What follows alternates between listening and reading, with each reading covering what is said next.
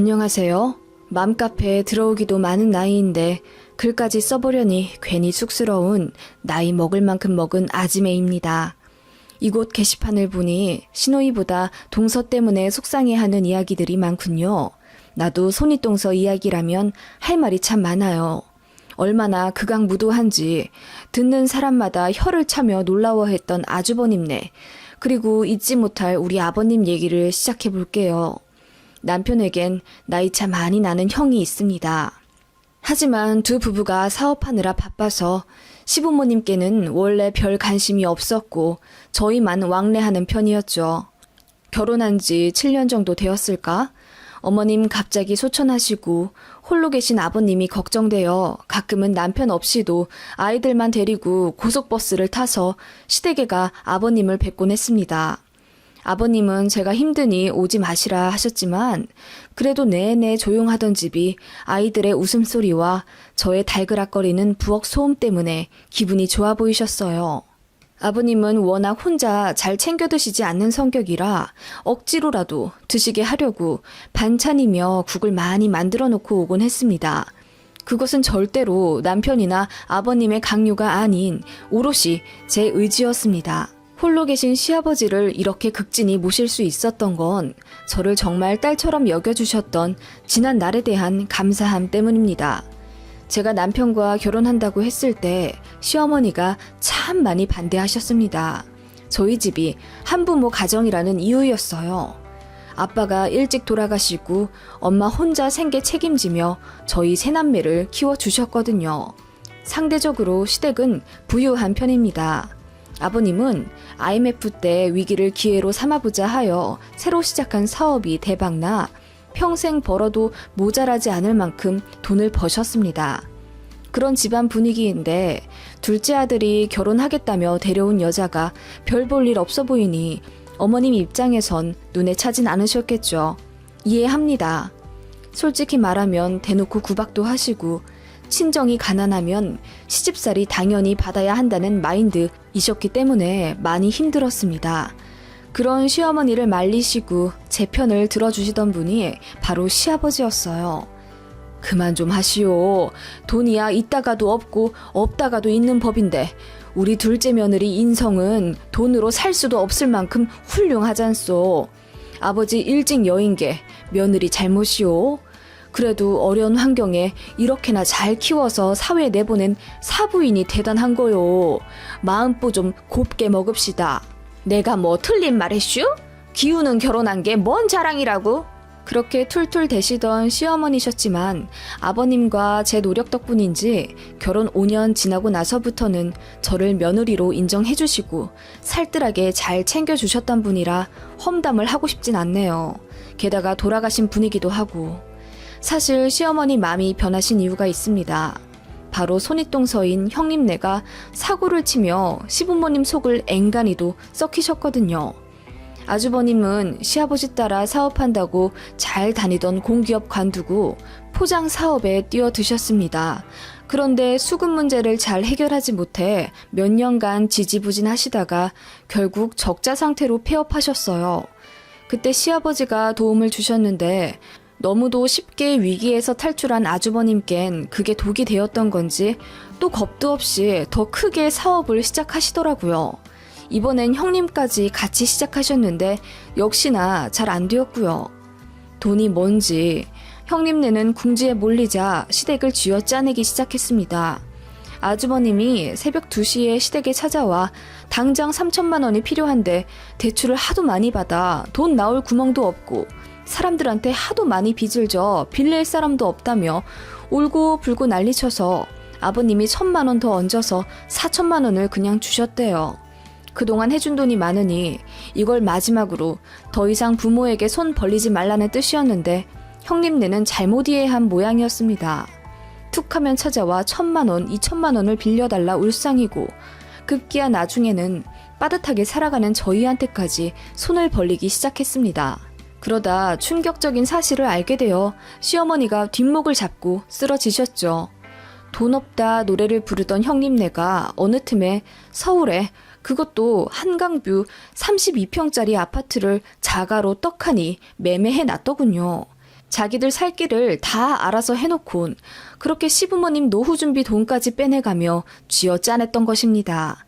그 사실 알고 시어머님은 형님네와 절연하겠다고 선언하셨는데 그때 스트레스를 너무 많이 받으셔서 앓고 계시던 당뇨가 너무 심해지셔서 합병증으로 2년 만에 주무시다 돌아가셨어요. 주무시다 돌아가신 건 다행이지만 돌아가시기 직전 한 달 정도는 눈도 거의 실명하셔선 저랑 아버님이 겨우겨우 거동을 도와드리곤 했습니다. 아무튼 그런 상태였고 아버님도 큰 아들네에게 너무 실망해서 자식은 저희만 있는 셈 치기로 하셨어요. 그렇게 저는 홀로 계신 아버님을 챙기며 산지 어느덧 몇십 년이 되었고 저희 아이들도 꼬꼬마에서 어느덧 다들 대학생이 되어 장성했습니다. 시간은 그렇게 아이들은 크고 어른들은 늙어가게 만들더군요.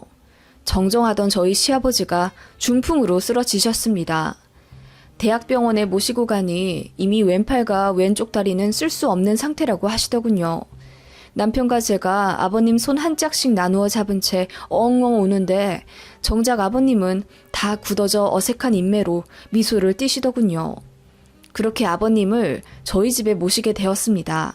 저한테 미안해서 절대로 같이 살고 싶지 않다며 요양원에 가겠다고 고집 부리시는 걸 우리 아이들이 설득해서 집으로 모셨어요. 참 착한 애들입니다.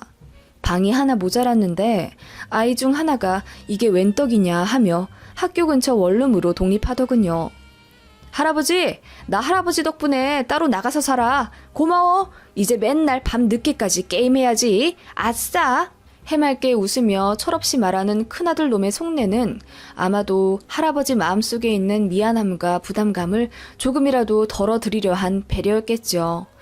그렇게 밤새도록 게임하겠다던 큰아들은 게임은커녕 늦게까지 알바하고 공부하며 제 앞가림 찾아가더군요. 아무튼 그렇게 중풍으로 쓰러진 시아버님을 집에 모셔 간호하게 되었습니다. 어렵지 않았다면 거짓말이겠죠.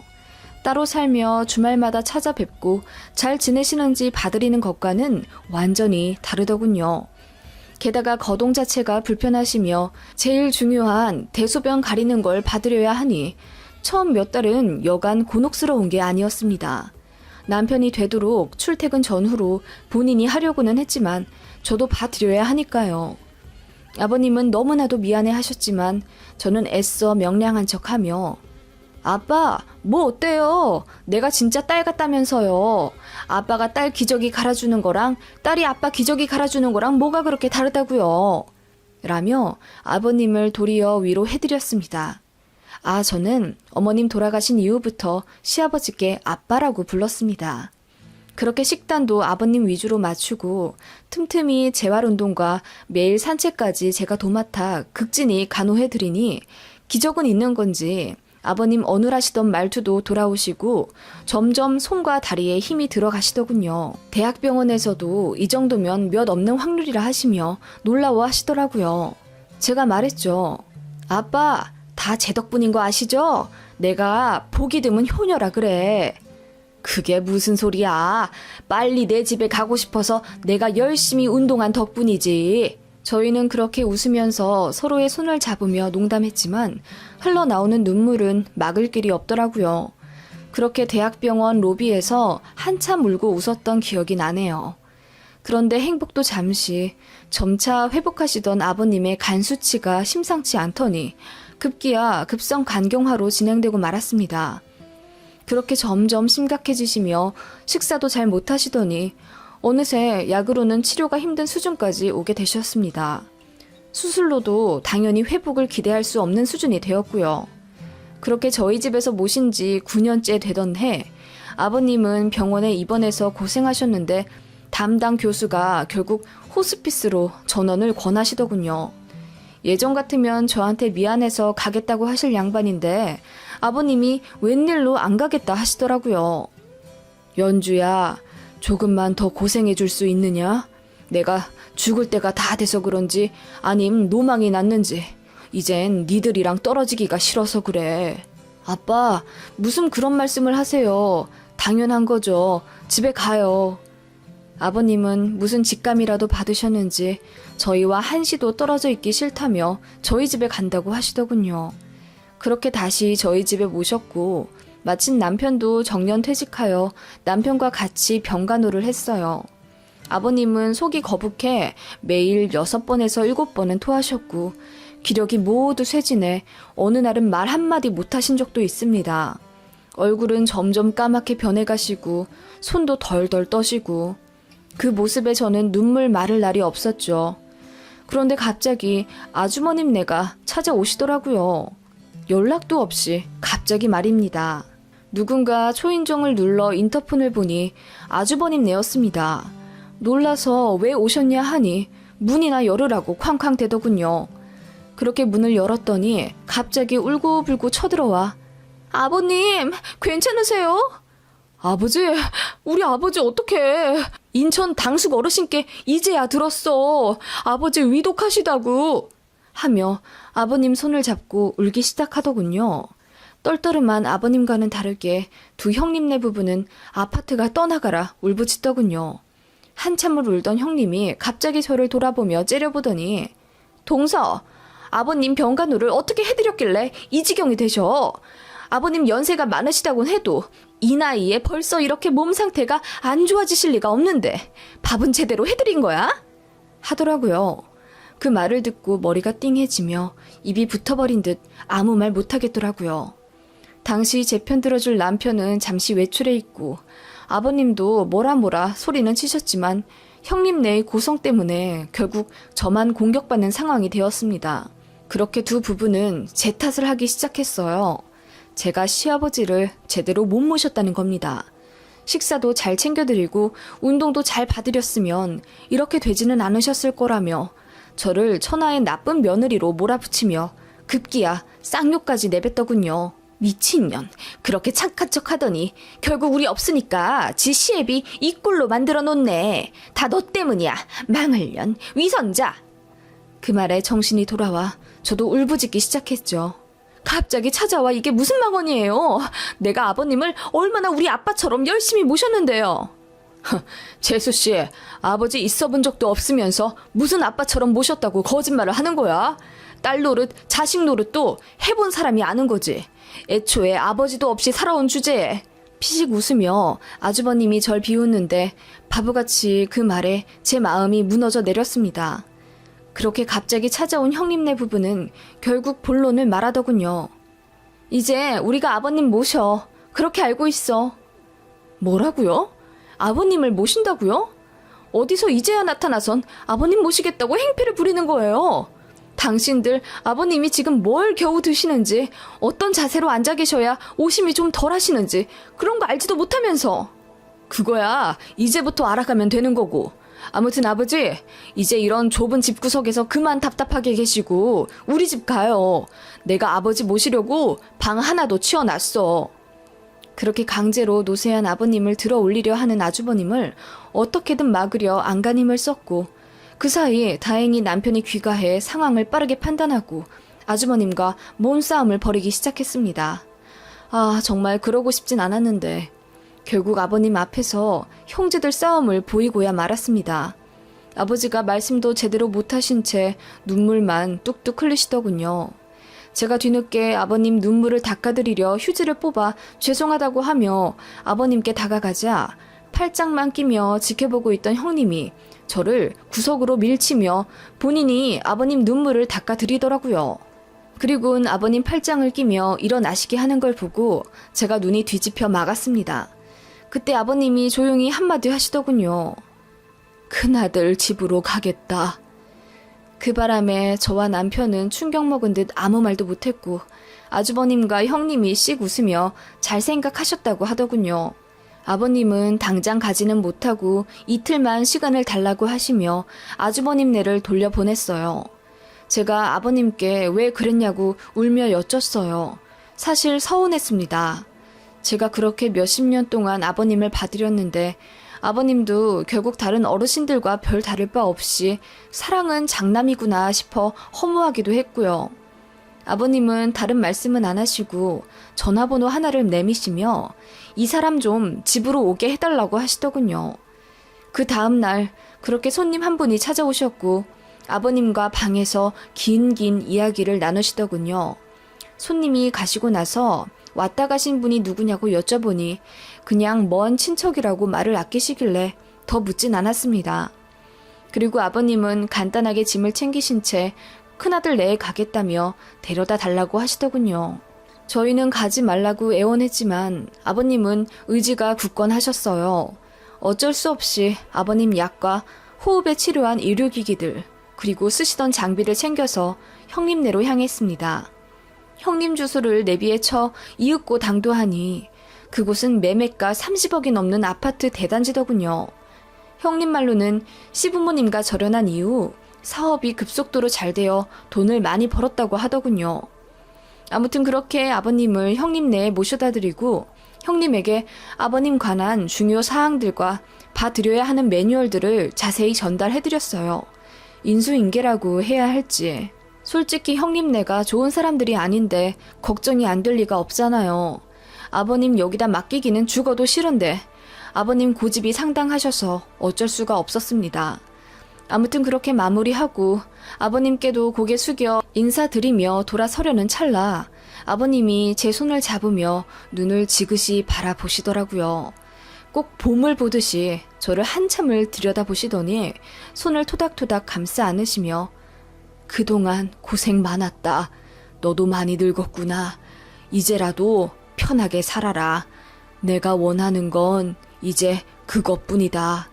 하시더라고요. 언제는 저희랑 떨어지기 싫다고 호스피스도 안 가시겠다 하더니 이제는 큰아들네한테 가신다 해서 마음이 조금은 섭섭했는데 그렇게 말씀하시니 억장이 무너지더군요.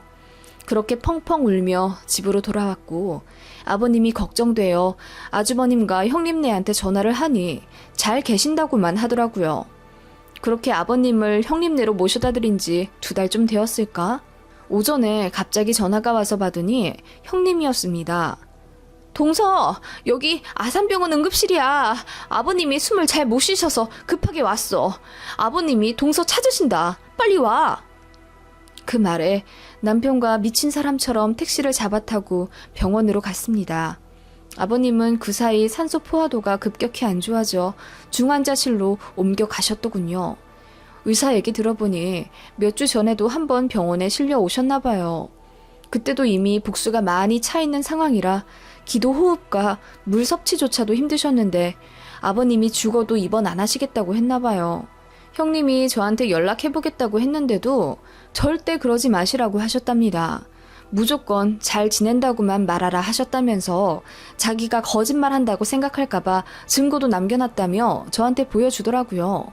녹음본 들어보니 정말로 아버님이 아주 작은 목소리로 연주한테는 잘 지낸다고만 말하라 시키시는 아버님 음성이 담겨 있었어요. 그 목소리 듣자마자 눈물이 너무 났어요. 어떻게든 우겨서 우리가 모실 걸, 형님네 못 가게 할 걸, 그런 후회가 들었습니다. 저희는 그래도 아버님이 큰아들이랑 연 끊었던 것에 대해 내심 마음이 아파서 마지막 얼마간은 같이 살고 싶어 하셨나 보다 생각했거든요. 아버님은 그렇게 중환자실에서 결국 눈을 감으셨습니다. 마지막 의식 남아 계셨을 때 그렇게 저를 찾으셨다는데 조금만 더 견뎌주시지 하는 원망과 사무치는 그리움 그리고 가슴 가득한 죄송함 때문에 숨조차 못 쉴 정도로 눈물이 나더군요. 3일장을 어떻게 치렀는지도 기억이 안 납니다. 그렇게 아버님 돌아가시고 슬픔에 빠져 있다가 아들놈들 때문에 겨우 정신 차리기 시작했는데 형님이 갑자기 찾아오더라고요. 소리를 치며 돈 내놓으라 하대요. 무슨 말이냐고 물었더니 아버님이 너네한테 유산 다 돌려놓은 거 너는 알고 있었지? 알고도 나 엿먹으라고 그 노인네 보낸 거지, 어? 이러더라고요. 그게 무슨 말이에요? 알아듣게 좀 얘기해봐요. 아버님이 변호사 불러서 유산 전부 니들한테 상속되도록 손 써놓으셨다고. 우리 집 오기 전에 말이야. 니들이 그걸 모를 리가 없잖아. 니들이 꾸민 짓이지? 어? 돈 내놔. 돈 내놓으라고. 아버님이 저번에 먼 친척이라며 집에 들이셨던 손님이 알고 보니 아버님 전담 변호사였더라고요. 어머님 돌아가시고 나서 시외가 재산까지 아버님이 관리하셨는데 혼자 하기 힘드셔서 변호사를 쓰셨고 아버님 건강이 안 좋아지시자 1년에 한 번씩은 대면에 유언장을 갱신하시곤 하셨다네요.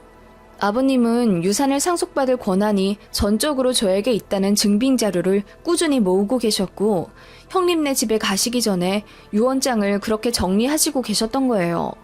믿기 힘들었지만 아버님의 유언대로라면 제 명의로 아버님 살고 계셨던 20평대 아파트를 돌리고 현금 자산 12억 5천만 원가량 상속받게 되었고 남편과 아들들 명의로 각각 3에서 5억 정도씩 유산을 상속받도록 정리해 놓으셨더라고요. 아주버님 내한테는 아버님 타고 다니던 낡은 지프차 한 대 넘긴다고 남기셨더라고요. 폐차 권고라는 말과 함께요. 그 말 듣자마자 솔직히 웃음이 나더군요. 평소 유머러스 하시던 아버님 모습이 생각나서요.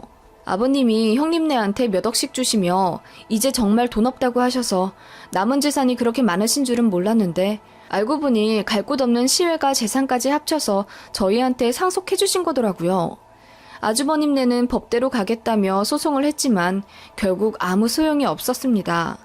일전에 아버님 편찮으신 거 뒤늦게 당숙 어르신께 연락받아 찾아왔다고 한 것도 거짓말이었어요. 형님네는 쭉 알고 있었던 겁니다. 아버님 중풍으로 쓰러지셔서 거동 불편하셨을 때도 다 알면서 연락하지 않았어요. 자기네들 피곤해질까 봐요.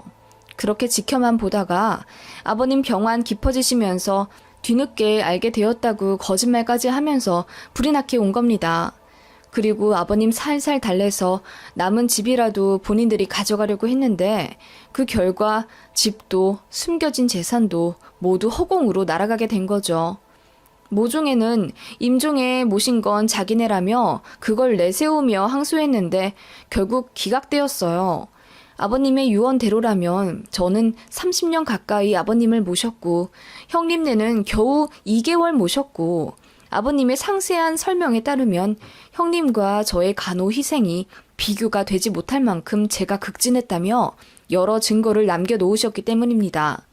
급기야 형님네는 저희 앞에서 부부싸움까지 하더군요. 아, 이렇게 뒤통수 치실 줄 알았으면 절대 안 모셨을 거야. 노인네 토 닦아주느라 내가 얼마나 힘들었다고. 이럴 줄 알았으면 당신이 치우지. 당신은 아들이잖아. 남의 아버지 토를 내가 왜 닦냐고. 이러길래 제가 한마디 했어요.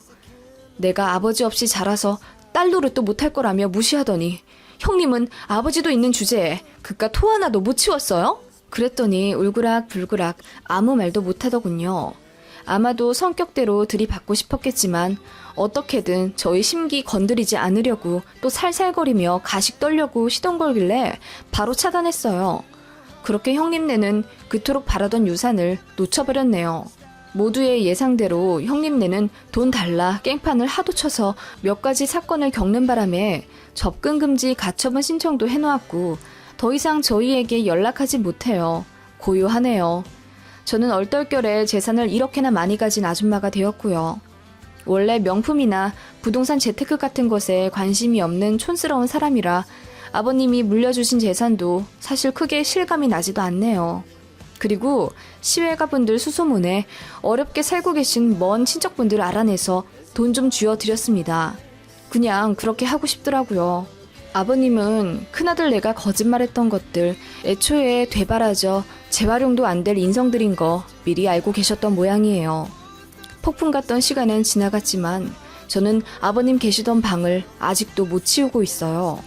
아마도 저는 정말 아버님을 내 아빠라고 생각했던 것 같습니다. 아버님은 돌아가셨지만 유년 시절 친아빠의 부재로 늘 허했던 마음은 거짓말처럼 채워졌으니 말입니다.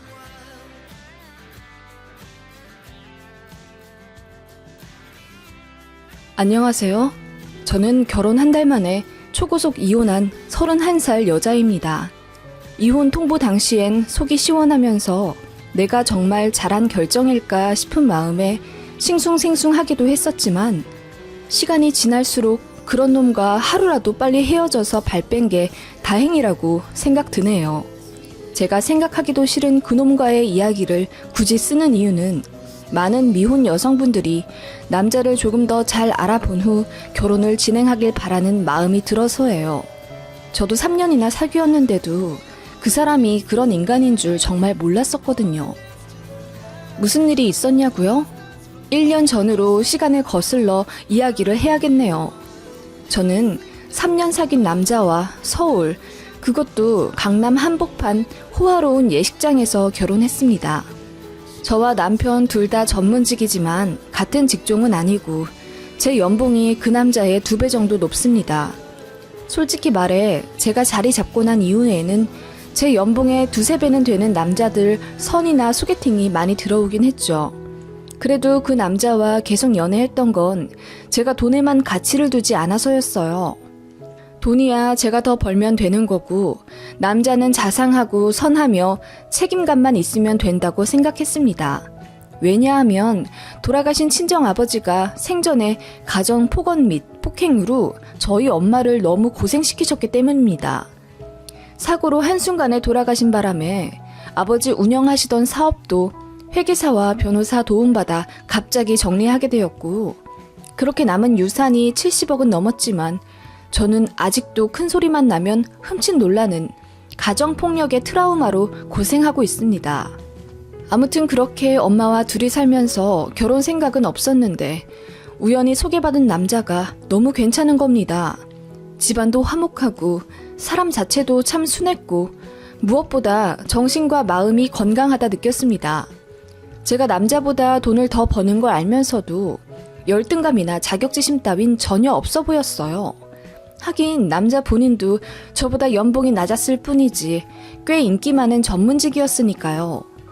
그 남자는 제가 야근하느라 힘든 날에는 손수 도시락을 싸서 저희 동료들 먹을 것까지 같이 준비해주는 배려심 많은 성격인데다 집돌이라 별다른 취미도 없는 게 너무 마음에 들었습니다.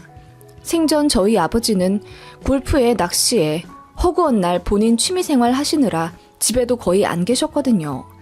그리고 술도 참 많이 드셔서 주폭도 있으셨기에 저는 술 먹는 남자를 정말 싫어합니다. 그런데 그 남자는 술을 입에도 대기 싫어하는 성격이더라고요. 나는 술 먹고 알딸딸한 그 느낌이 너무 싫어. 술 한 잔에 이성도 기억도 잃는다는 게 너무 불안하고 말이야. 그래서 술을 안 먹어. 회식 때도 정말 최소한으로만 먹지 내가 내 지갑 열어 술 사 먹은 적은 단 한 번도 없어. 그렇게 말했던 그 남자가 얼마나 괜찮아 보였는지 저는 결국 돌아가신 아버지의 굴레에서 벗어나지 못하고 모든 남자를 아버지와 비교해가며 어떻게든 정반대인 사람을 찾으려고 노력했는지도 모릅니다. 그리고 결국 그런 사람을 찾은 거죠. 그게 그 남자였어요. 그 남자네 집은 노후 대비는 잘 되어 있었지만 평범한 수준이었고 저는 연애 때 저희 집안 재력을 절대 말하지 않았습니다. 그래도 다 눈치는 챘을 거예요. 엄마가 서초 30평대 아파트에서 혼자 살고 계셨고 저는 청담동 자가 오피스텔에서 자취하고 있었으니까요. 아무튼 제가 생각하기에 너무 괜찮은 사람이었기에 결혼 생각이 없던 저조차 마음이 변했고 결국 그 남자의 프로포즈를 받게 됩니다. 그런데 난항이 생겼어요. 바로 저희 엄마가 그 남자를 엄청 반대하셨다는 거죠. 3가지 이유가 있으셨습니다. 하나는 말씀드리기 좀 창피한데요. 엄마가 저 결혼하고 싶다고 말씀드리자마자 그 남자 생년월일을 가져가 점을 보셨는데 그 남자와 제가 완전 상극인데다 여자한테 기생해서 사는 몰염치한 사주라네요. 저희 엄마가 사주를 엄청 맹신하시거든요. 그리고 또 다른 이유는 그 남자 눈빛이 마음에 안 든다 이거였습니다. 얘 뭐가 쎄해. 너는 그런 거 못 느꼈니? 웃고 있는데 꼭 동공은 노려보고 있는 것 같단 말이야. 나는 그걸 느꼈어. 엄마, 또 사주 때문에 괜히 그렇게 느껴지시는 거 아니야? 그게 아니래도 저번에 네가 인사시킨다고 집에 데려온 날 있지? 그날 나는 네 남친 처음 보자마자 느꼈어. 사람은 눈이 마음에 창이래잖니. 그런데 걔는 어째 눈이 탁하고 이몽스럽고. 엄마, 그런 이유라면 나 더 안 들을래. 그이 나한테 얼마나 헌신했는지 엄마도 잘 알잖아. 그야 그렇지. 그건 나도 알지. 너 만나면서 꽤나 공들인 거. 공들인 게 아니래도 그냥 원래 그 사람 성격이야. 엄마, 아무튼 몇 번만 더 만나봐. 제가 엄마를 설득하자 엄마는 손사래를 치며 더 만나기 싫다고 하셨습니다. 원래 제 선택을 늘 존중해주시는 엄마이고 사람 인상이나 눈빛으로 누군가를 판단하신 적이 없는 분인데 제가 결혼하겠다는 사람의 눈빛이 쎄하다는 이유로 반대하시는 게 이해가 가지 않았어요. 그리고 세 번째 이유는 많은 분들이 예상하실 것처럼 너무 차이나는 재력이었습니다. 저희 집이 재벌이나 갑부까진 아니더라도 어느 정도 부유층에 속하고 제 연봉도 상당히 높은 편인데 반해 남친네 집은 평범한 공무원 집안에 남편 연봉도 저보다 작기 때문이었어요. 저는 아빠가 생전에 돈으로 치사하게 굴면서 엄마 앞에서 갑질했던 것을 보고 자란 트라우마 때문에 남자가 돈이 많은 게 매력으로 다가오지 않았어요. 게다가 엄마는 제가 싫어하는 점괘까지 이야기하시니 당신은 엄마 말씀이 귀에 잘 들어오지 않았습니다. 그저 오해하고 계신 줄만 알고 남자의 좋은 면을 많이 보여드리면 생각이 바뀌시지 않을까 싶어서 인사를 더 자주 드리게 했습니다. 저희 엄마가 남자를 별로 안 좋아하는 걸 남자 본인도 은근히 알고 있었어요. 사실 상대 부모도 나를 반대한다는 게 기분 좋은 일이 아니잖아요. 비참한 느낌이 들 것 같아서 그냥 엄마가 낯가려 정도로 말하긴 했는데 눈치는 빨라가지고 집요하게 물어보더라고요. 어머님이 나 별로 안 좋아하시지? 응? 자기가 말해줘야 내가 노력을 하지. 말했잖아. 난 자기랑 오래오래 행복하고 싶어. 그러니까 제발 방법을 알려줘. 그냥 시간이 지나면 다 괜찮아질 거야. 너무 성급하게 생각하지 말자. 아니야. 나는 꼭 알아야겠어. 나 싫어하셔? 그렇게 돌직구로 물어보는 남자에게 저는 결국 사실을 털어놓았죠. 대신 조금 돌려 말했습니다. 점괘랑 눈빛에 납득할 만한 사람이 어딨나요? 아무튼 저희 엄마가 본인을 반대한다는 사실을 알자 좀 시무룩해지더군요. 그래? 그러실 줄 알았어. 내가 자기보다 돈을 적게 벌어서 싫어하시나? 아니야. 그렇다기보다는 그냥 엄마가 가진 기준이 있으신 것 같아. 노력한다고 되는 것도 아니고 그냥 엄마 마음이 천천히 풀리길 바라야지. 난 시간 갖고 자주 만나뵈면 괜찮을 거라 생각해. 잠시 침울하게 있던 남자는 이내 애써 괜찮은 척 하면서 내가 더 노력해야지. 어머님이 나 좋아하실 수 있도록 내가 더 살뜰하게 굴어볼게. 자기가 나한테 팁 좀 줄 수 있어? 그런 식으로 저희 엄마가 좋아하시는 꽃이나 전시회 같은 거 손수 예매해서는 엄마 친구분들이랑 가서 보시라고도 해주고 본격적으로 노력하더군요. 그래도 엄마 마음은 별로 바뀌진 않았어요. 오히려 부담스러워 하셨습니다. 그치만 남자의 꾸준한 공세로 결국 엄마도 남자의 자상함에 두 손 드셨고 결혼을 허락해 주셨습니다. 그렇게 결혼 허락을 받은 날 엄마와 남자와 셋이서 식사를 하는데 남자가 저희 엄마에게 물어보더라고요. 저 궁금한 게 있습니다. 저 왜 반대하셨어요? 이유를 정확하게 알고 싶어서요. 아니 뭐 지나간 일 가지고 그래. 내 딸 아깝지 않은 사람이 어딨겠어. 아마 사돈 되실 분들도 우리 딸이 별로 탐탁치 않으실 텐데 아들이 좋다 하니 그러려니 하셨을 거게. 다 그런 거지 뭐. 아니에요. 그래도 장모님은 저 정말 싫어하셨잖아요. 저한테 웃어주지도 않으시고. 아니 뭐 그땐 불편하기도 했고. 그래 뭐 맘에 안 찼으니까. 물어보니 대답하는 건데 솔직히 말해서 여자보다 훨씬 연봉도 낮고 대놓고 말해서 돈이 많은 집안도 아니잖아. 반대하지 않을 경우가 더 드물지 않겠나? 그런 단점 다 상쇄할 만큼 자네가 괜찮은 사람이고 우리 딸도 많이 사랑하니까 허락한 거지. 아, 네. 엄마의 대답을 듣고 고개를 끄덕이던 남자였습니다. 아무튼 그렇게 저희는 결혼했어요. 예물 예단이나 결혼 관련해서는 결정하는 문제에서 단 한 번의 트러블도 없이 잘 진행된 결혼이었습니다. 이제 행복한 일만 남을 줄 알았죠. 하지만 신혼여행 다녀와서 지옥은 시작됩니다. 저희는 칸쿤으로 여행을 갔어요.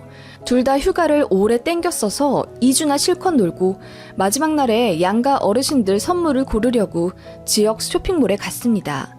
남편 어머님은 명품 가방 일할 게 없으시다고 하셔서 제가 200만 원대로 하나 골랐고 아버님은 80만 원대 시계를 샀습니다.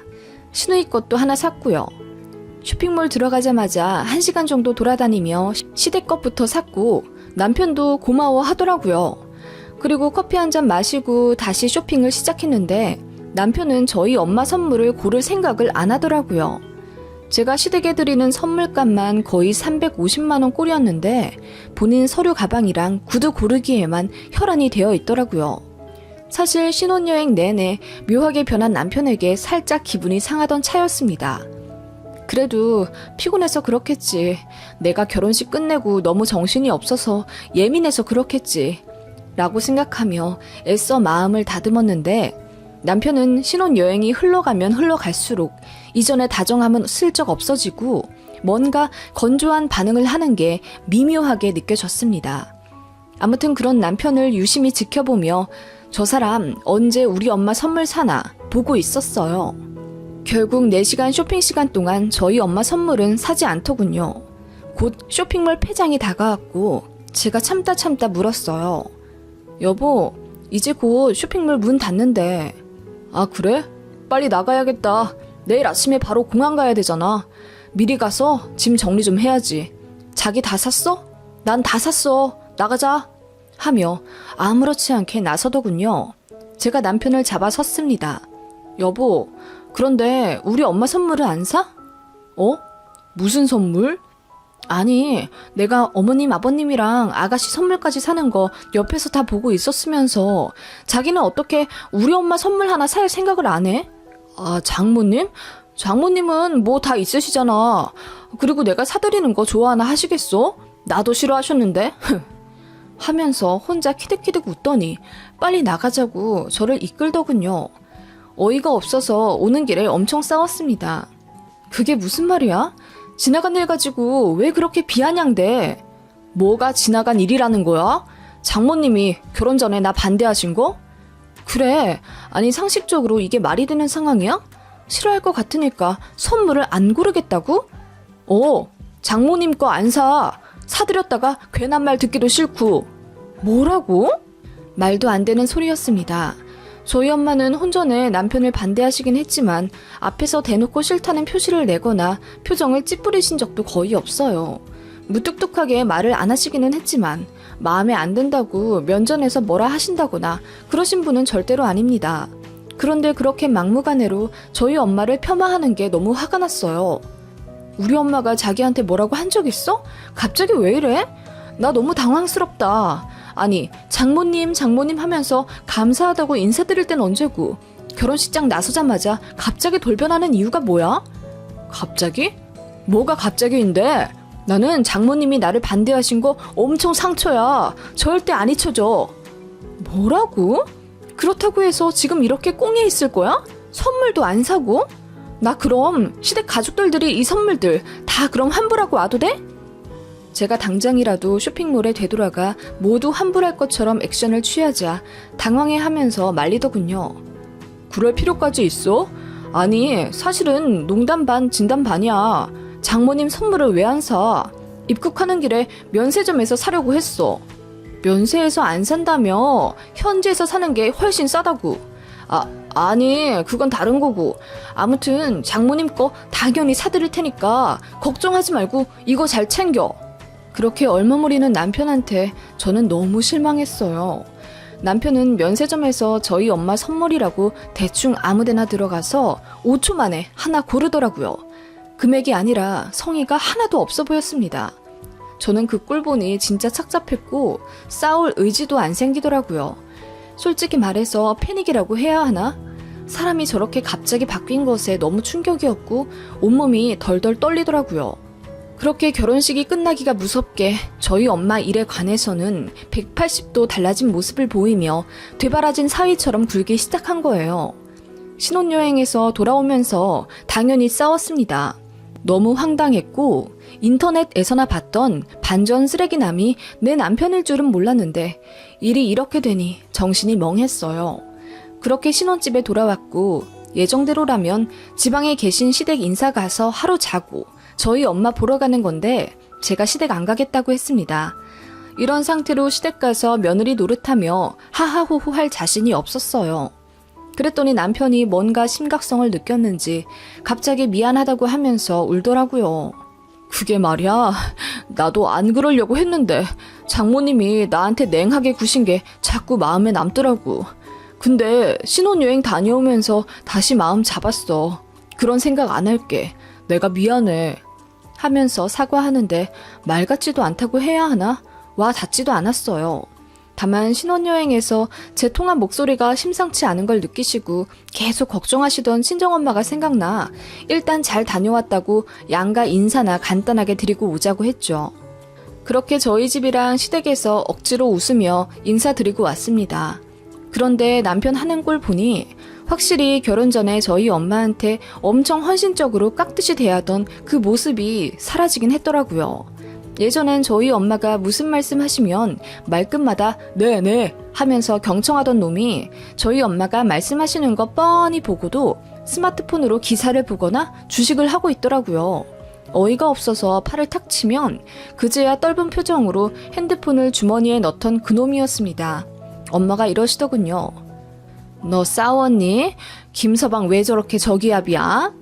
에휴, 아니야. 나중에 얘기할게. 얘, 엄마한텐 비밀 없는 거야 너. 무슨 일 있으면 바로 말해. 알겠어? 엄마는 늘 네 편이니까. 그렇게 알듯 말듯 엄마는 의미심장한 말씀을 하셨고 사위에게는 그냥 아무렇지 않은 척 웃으시더라고요. 그래도 엄마는 사위가 든든하다며 가족으로 생각하고 좋아하셨는데 마음이 아팠습니다. 그렇게 일상으로 돌아와 저와 남편 둘 다 다시 일하게 되었는데 솔직히 말해서 심란해서 일이 손에 안 잡히더군요. 감정이 너무 상했으니까요. 혼자 있으면 눈물도 나고 그렇더군요. 신혼여행 다녀와서 또 2주 정도 눈만 마주치면 싸웠고 각자 회사에 있을 때도 카톡이며 전화로 시비를 가리며 다퉜습니다. 그러다가 엄마가 저희 주실 것 있다고 친정집 좀 오라고 호출하셔서 남편에게 말했습니다. 그랬더니 인상을 팍 구기며 바빠 죽겠는데 왜 오시래? 앞으로도 이렇게 자주 부르실 거래? 그럼 피곤한데. 뭐라고? 그전엔 신혼집이랑 차로 20분도 안 걸린다면서 장모님 자주 뵐 수 있어서 좋다고 하더니 결혼하고 나선 어떻게 말이 그렇게 바뀌어? 그땐 그때고 저번에 뵌 지 2주 겨우 지났잖아. 그런데 장모님을 또 뵈어야 한다고? 어떤 사위가 처가 이렇게 자주 들락날락거리냐? 뭐라고? 당신 왜 이래 정말? 아니 나한테 화난 게 있으면 있다고 얘기를 해. 왜 애꿎은 우리 엄마 가지고 이러는데? 내가 자기한테 무슨 불만이 있겠어. 나는 그냥 너무 자주 처가 가는 것 같으니까 말하는 거지. 당신이 생각해도 지금 당신 모습 꽤나 어이없다는 거 알지? 그리고 결혼 전에는 꼬박꼬박 처댁 이러더니 시 끝나니까 바로 처가라고 말 바뀌네? 내가 당신 앞에서 시댁 안 그러고 처가 그러면 좋겠냐? 시가라는 말이 어디 있어. 당연히 시댁이지. 아 알겠어. 간다고 가. 그렇게 투닥거리다가 결국 친정집에 왔어요. 엄마가 상다리가 휘어지도록 음식을 차려놓고 저희를 기다리고 계시더군요. 엄마 보자마자 솔직히 눈물이 왈칵 쏟아질 것 같았어요. 어떻게든 참으려고 손 씻는다는 핑계로 화장실에서 10분을 물 틀어놓고 진정한 후 밖에 나왔습니다. 남편이 묻더라고요. 장모님, 저희 주신다고 했던 게 뭐예요? 백화점에 갔는데 가디건 예쁜 게 나왔지 뭐니. 너희 근무할 때 입으면 좋을 것 같아서 커플로 2개 샀다. 네? 가디건이요? 남편이 어이가 없다는 듯 픽 웃더라고요. 그러더니 사위까지 부르시길래 저는 무슨 금팔찌라도 주시는 줄 알았어요. 하면서 농담이라고 웃는데 진짜 한 대 치고 싶었습니다. 엄마는 당황하셨지만 억지로 웃으셨고요.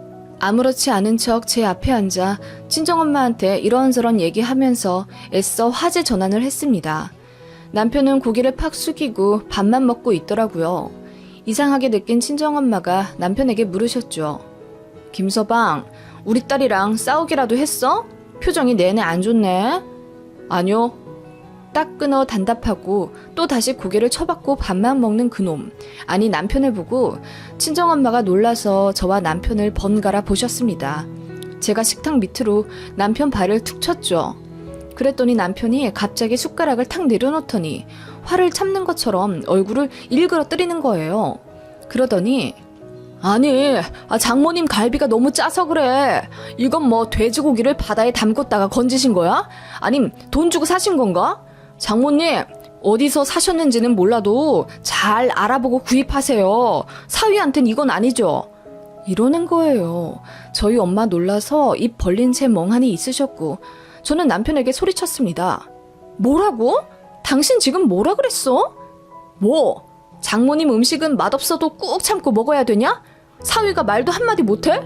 이러는데 정말 얘 나 몰래 술이라도 먹었나 의심이 들 정도로 제정신 아닌 것처럼 보이더라고요.